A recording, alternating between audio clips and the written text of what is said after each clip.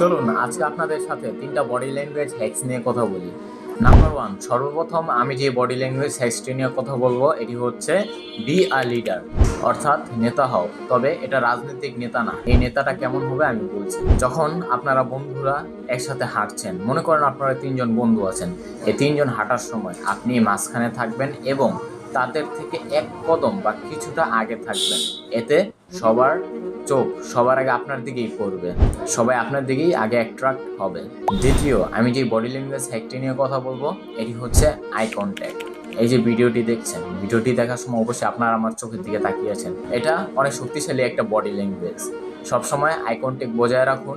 বিশেষ করে আই কন্ট্যাক্টটা এমনভাবে করবেন, ট্রায়াঙ্গেল শেপে করবেন। সর্বপ্রথম ডান চোখের দিকে তাকাবেন, ডান চোখের দিকে 2 সেকেন্ড বা 3 সেকেন্ড, পরবর্তীতে মুখের দিকে, মুখেও 2-3 সেকেন্ড থাকার পর পরবর্তীতে বাম চোখের দিকে তাকাবেন।